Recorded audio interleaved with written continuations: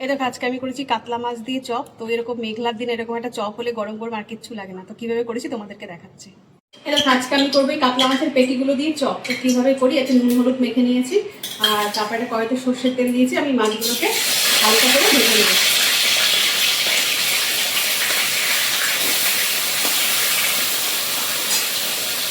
দেখো আমার মাছগুলো ভাজা হয়ে গেছে। মাছগুলো তুলে এটা থেকে কাঁটাগুলো সব ছাড়িয়ে দেবো।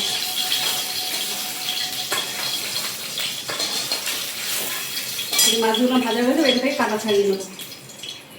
দেখো আমি কাতলা মাছের পেটি চপ করার জন্য তো কাতলা মাছটাকে ভালো করে ভেজে একদম মেখে নিয়েছি। একটু আলু সিদ্ধ নিয়েছি, এটা কর্নফ্লাওয়ার আর হচ্ছে ধনে পাতা, আদা, রসুন, পেঁয়াজ, কাঁচা লঙ্কা কুচি, এই সব কিছু দিয়ে আমি এটাকে সুন্দর করে আগে মেখে নেব। আর এর মধ্যে একটু দিয়েছি অরিগানো আর হচ্ছে শুকনো লঙ্কার গুঁড়ো আর হচ্ছে একটু লেবুর রস দিয়ে এবারে এটাকে ভালো করে মেখে নেব।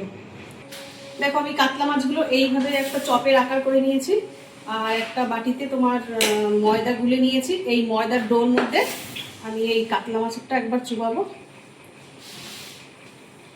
তারপর এই যে বিস্কুটের গুঁড়োটার মধ্যে দিয়ে, তোমরা এখানে ব্রেডের গুঁড়ো দিতে পারো। তো আমি ব্রেডটা আমার বাড়িতে সেরকম কেউ খায় না, আমি সেই সবসময় চপের মধ্যে বিস্কুটের গুঁড়োই দিই। দিয়ে এক এক সাদা তেলটাও গরম হয়ে গেছে, আমি এক এক করে চপগুলো ভেজে নেব।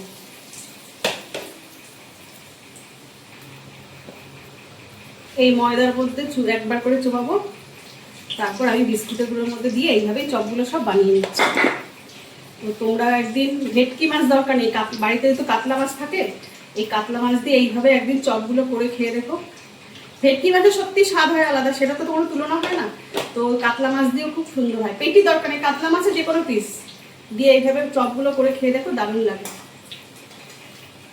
এই দেখো এরকম একদম মেঘলা ওয়েদারে আর এরকম যদি একটা গরম গরম মানে মাছের চপ হয় তো আর কিচ্ছু লাগে না। বিশ্বাস করে চপগুলো এত মুড়মুড়ে হয়েছে, তো কি বলবো। এই দেখো একটু কাসুন্দি আর একটু সস দিয়ে দারুণ দারুণ লাগে।